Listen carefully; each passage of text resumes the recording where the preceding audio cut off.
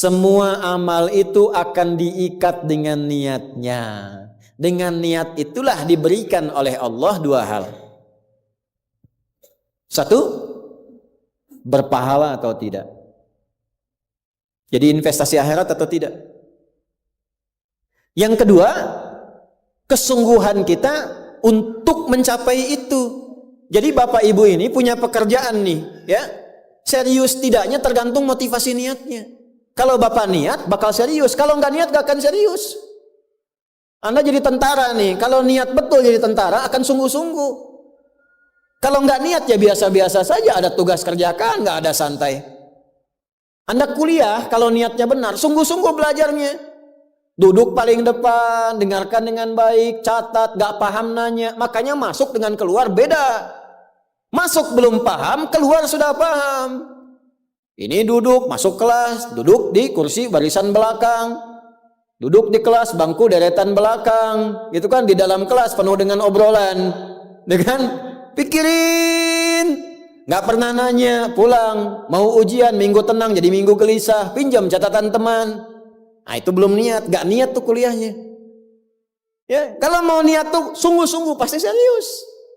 Jadi semua pekerjaan itu akan jadi tercapai hasilnya kalau sungguh-sungguh, kalau serius. Serius. Ya, jadi kalau melamar sekali ditolak, kedua kali terus, 3 kali, 4 kali. Ya. Kalau tidak ada di tempat itu, cari tempat lain. Ada seorang pemain biola tingkat tinggi, itu biolanya saja harganya puluhan miliar. Kalau sekali konser, itu tarif konser biola itu bisa di atas 1-2 miliar. Tiba-tiba dia coba iseng ngamen di pinggir jalan. Ya, jadi kalau kita di kereta di New York itu ada stasiun, di situ suka ada yang ngamen-ngamen itu. Iseng beliau ngamen, gak ada yang tahu kalau itu pemain biola termahal di dunia. Begitu memainkan musiknya, bagus musiknya, yang dikasih cuma recehan. Sekian sen. Dapatnya berapa? Ya cuma sekian dolar, 4-5 dolar aja. Padahal ini kalau manggung tarifnya bisa 2 miliar. Tapi analisis komentarnya sangat luar biasa. Ternyata manusia itu, perhatikan, kalau ingin sukses harus pandai menempatkan diri. Dia dihargai murah itu karena di tempat yang memang tidak mengetahui siapa dia. Ketika dia menempatkan diri pada tempatnya, maka berharga nilainya di hadapan Allah. Jadi kalau Anda di satu tempat dianggap tidak bernilai, cari tempat lain. Mungkin di situ bukan tempat yang layak bagi Anda untuk menunjukkan siapa Anda. Tapi mesti serius. Itulah sebabnya ada sa'i. Apa itu sa'i? Ayo rali-rali kecil. Terus lari-lari besar apa? Maraton. Sa'i dari kata sa'a, artinya sungguh-sungguh, serius mencapai peluang, naik ke atas bukit untuk melihat dengan jernih ke rahmah, ya, lihat dari sofa sampai marwah dengan sifat rahmah. Marwah itu puncak tertinggi yang ingin diraih. Maka gunakan dengan sa'i, sungguh-sungguh serius. Kalau lihat peluang kejar walaupun dengan berlari. Kalau nyampe nggak ketemu, balik lagi walaupun sampai bolak-balik. Pada akhirnya pasti ditemukan yang cocok dengan kita. Sungguh-sungguh. Nah ini Jadi kalau Anda ingin serius, ingin sukses, ya, mencapai sesuatu apapun serius. Yang sekolah serius nih, ya, perwira mau sekolah serius, ya, jangan mengandalkan joki. Ayo serius supaya ilmunya benar, ya, urutkan. Anda juga sama nih yang di kampus-kampus dan sebagainya tuh, ya, kuliah yang betul. Kan mau Indonesia emas tuh 2045. Bagaimana bisa dapat emas kalau nggak sungguh-sungguh? Itu yang kemarin PON tuh, kalau nggak serius nggak dapat emas. Nah yang kedua begini, kalau cuman pakai yang pertama, yang belum beriman pun dapat itu. Terus faedahnya kita beriman apa? Ya, gini ya. Ini ada yang belum beriman, non muslim. Kerja serius. Anda sudah beriman, kerja serius juga, sama-sama serius. Dua-duanya sukses. Lalu manfaat imannya apa? Tuh. Ini untuk menjawab pertanyaan begini, Pak abdi teh muslim. Nah, non muslim teh tiasa sukses, kaya, abdi teh kaya. Saya sholat tapi nggak kaya-kaya. Nah, itu pertanyaan yang salah. Supaya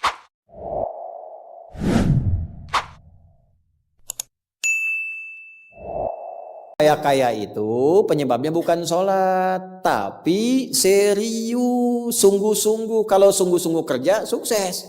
Sungguh-sungguh belajar, sukses. Sholat itu, nah ini mendampingi kesuksesan dengan keberkahan. Kalau ingin berkah, sholat. Ingin nyaman, sholat. Sholat mendesain kesuksesan itu melahirkan falah, kebahagiaan yang mendamaikan. Makanya falah dalam bahasa Inggris definisinya success and happiness. Sukses dan bahagia. Balik ke sini, ke hadis tadi.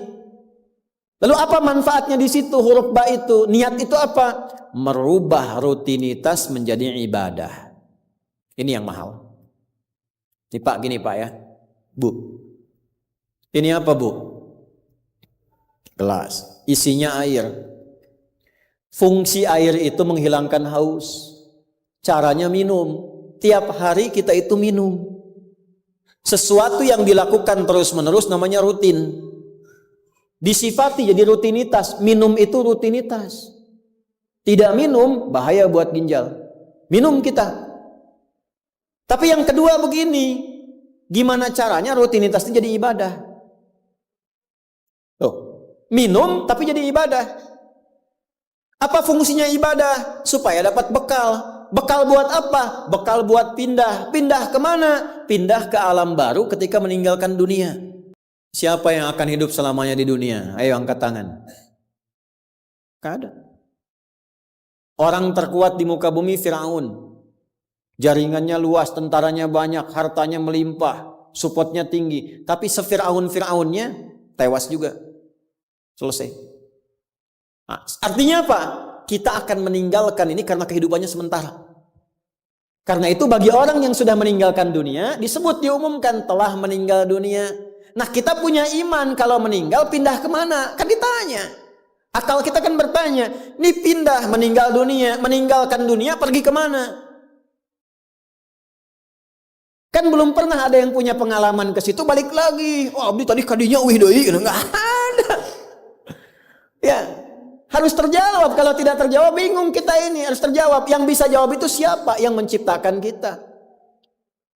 Tanggung jawab, harus memberikan keterangan. Karena itu kalau ada kitab suci menerangkan dengan sempurna setelah di dunia ke sini keadaannya begini, bekalnya begini, dari situ ke sini prosesnya begini, ini menunjukkan kitab suci itu benar dan sumbernya dari Sang Pencipta. Dan berita baiknya alhamdulillah, alhamdulillah, silahkan riset, silahkan komparasikan secara ilmiah, riset. Hanya Al-Qur'an yang menerangkan itu dengan sempurna. Dari dunia pindahnya ke sini, alamnya disebut dengan kubur, pemisahnya disebut barzakh. Di dalamnya ada begini, dijelaskan oleh Nabi rinci. Kalau begini begini, kalau begitu begitu. Selesai itu nanti bertahap seperti ini, terjadi kiamat begini, rinci. Kalau itu karya manusia, mustahil ada satupun manusia yang bisa berbuat seperti itu. So, kita mau pindah nih, sekarang kita pakai logika yang betul. Hukum pindah itu harus bawa bekal. Ini yang ngaji semua di sini, enggak semuanya orang Bandung. Orang Jakarta tuh. Ya. Soreang mana Soreang? Masih subuh nanti pas maghrib Soreang tuh. Ya, Purwakarta mungkin kan. Ini enggak semua orang Bandung ini. Apakah Anda bisa nyampe ke sini kalau enggak ada bekal? Dari Bandung mau ke Jakarta mesti ada bekal. Beli tiket pakai kereta api cepat. Ya, kereta cepat, wush, tiketnya bekal. Pakai pesawat, bekal. Hukum mengatakan setiap pindah tempat mesti ada bekal. Ini Anda, saya, kita mau pindah dari dunia, minimal transit, ya waiting roomnya di alam kubur. Mau pindah, pertanyaannya bekalnya apa? Kan pindah tempat. Semakin berpindah tempatnya, semakin beda hukumnya. Ini kita di Indonesia, mau transit ke Malaysia, apa dikira mata uangnya sama? Tidak, hukumnya pun gak sama. Orang Indonesia ke Singapura hukumnya beda. Oh bisa rapi, di jalan rapi, nggak ada buang sampah sembarangan, tuh kan? Pulang lagi ke Soreang, nggak bala deui gitu. Hukum beda, ketatnya nggak sama. Ke Amerika lebih jauh lagi, nggak laku rupiahnya, tukar dulu dari sini, baru dolarnya nyala. Pindah tempat beda hukum. Toilet di kota Bandung dengan toilet di Lebak Bulus bisa beda. Ya.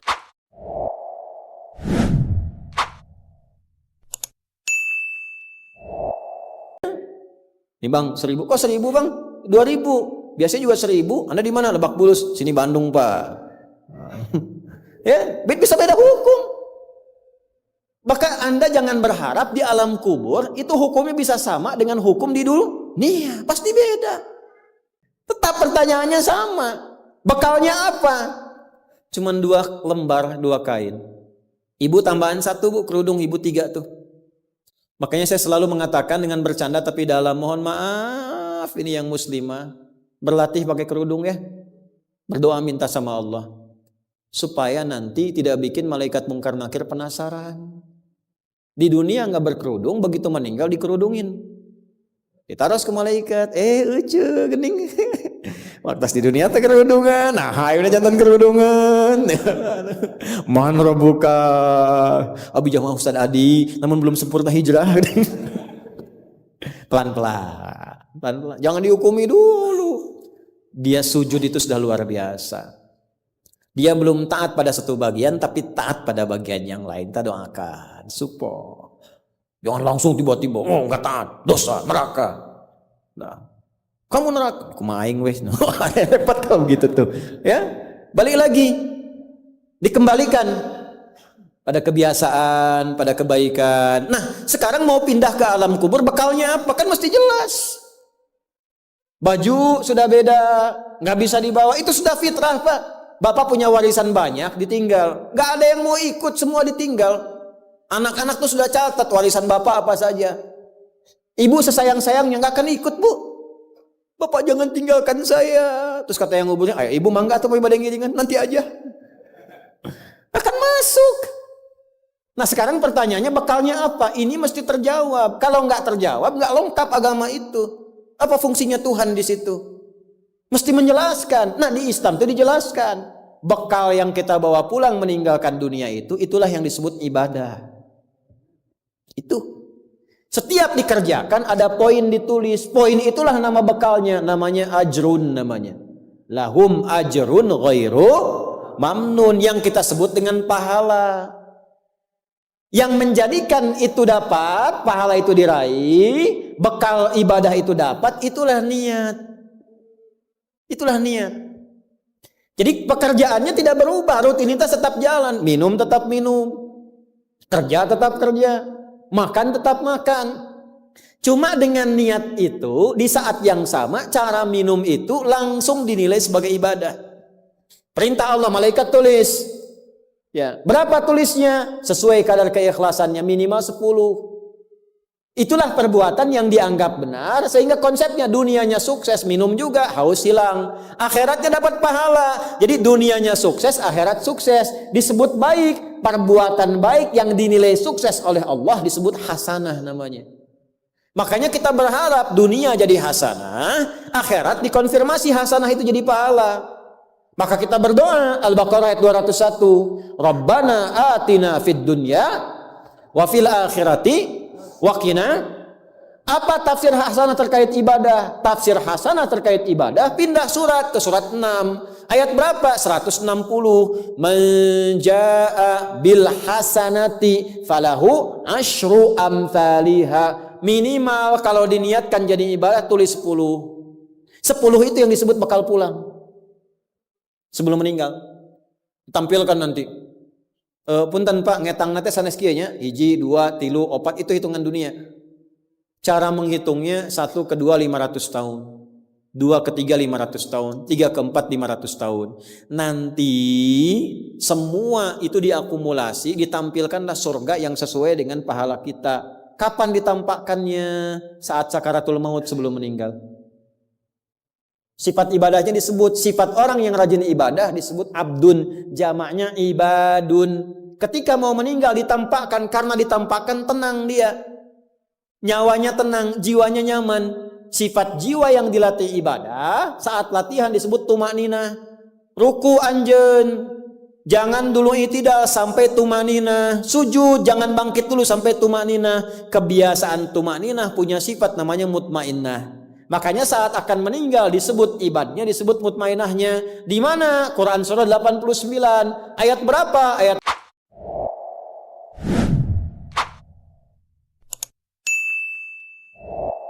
27 sampai 30. Ya ayyatuhan nafsul mutmainnah irji'i ila rabbiki radiyatan mardiyah fadkhuli fi ibadi, disebut ibadnya, wadkhuli jannati, ditampakkan surganya. Ini surganya anjeun teh ieu tina amalan-amalan yang telah dilakukan selama hidup. Kalau yang enggak ada bekal, tampaknya yang jelek-jelek sesuai kebiasaannya. Ya. Kebiasaan dugem ditampakkan lengeleng. Ini bingung, la ilaha illallah, geleng lagi, la ilaha geleng lagi. Yang biasa tahlil, biasa ngaji, wafat sesuai kebiasaan, sesuai ajalnya. Tampak. Nah, sekarang untuk mencari bekal itu bagaimana? Niatkan menjadi ibadah. Itu fungsinya itu mahal. Pembuktiannya setelah meninggal. Kalau bapak nggak percaya, ibu nggak percaya, dipertanyakan imannya. Silahkan saja nanti lihat setelah meninggal. Ya, cara merubahnya bagaimana? Nanti ada 3 bagian. Karena itu kata Imam Syafi'i, hadis ini sepertiga ilmu. Ilmu itu dipraktikkan lewat amal, makanya hurufnya sama. Ain, lam, mim saat belajar. Ain, mim, lam ditukar, lamnya ke belakang, mimnya ke tengah. Saat diamalkan hurufnya sama. Orang yang mengerjakan itu ain pakai alif, lam dan mim, alimun. Tempatnya alamun, tanda-tanda orang itu kenal Allah, maka dia pakai ilmu. Ilmunya dia amalkan, hurufnya sama semua. Ilmun, amalun, alimun, alamun. Allah disebutnya apa? Rabbil alamin, jama alhamdulillahi rabbil alamin. Jadi kalau kita pakai ilmu, gunakan. Begitu digunakan, tuliskan pahalanya. Kata Imam Syafi'i, hadis ini sepertiga ilmu. Karena ilmu itu ada 3. Ilmu tentang lisan, ilmu tentang perilaku tubuh bagian luar, ilmu tentang hati. Semua perilaku kita bergantung 3 hal tadi. Contoh lisan. Panitia, kalau ada teh manis bagus banget itu. Enggak, ini contoh, bukan minta. Enggak, ini saya sudah ada minuman, enggak usah bikin teh manis. Contoh aja, contoh, ya. Kalau ada teh manis bagus banget itu. Itu lisan. Begitu lisan keluar, panitia langsung mikir, aduh, enggak dibikin tadi katanya. Maka coba di belakang dibikin, walaupun ustaznya bilang contoh, langsung bikin misal contoh gitu kan. Itu lisan. Kerjakan, siap kerjakan, komando, jalan, lisan.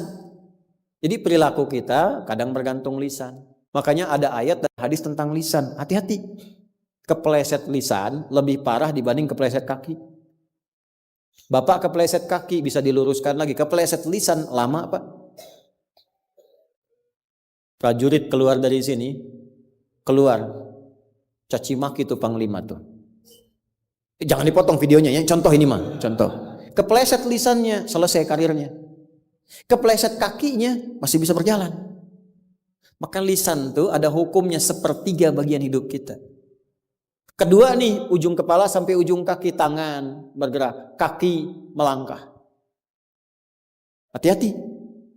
Itu semua ditentukan oleh apa? Nih kolbu, amalan hati. Bapak tahu dari mana kalau orang yang senyum itu senang pada Bapak? Bagaimana taunya? Boleh jadi dia iri hati, di hatinya itu ada sesuatu.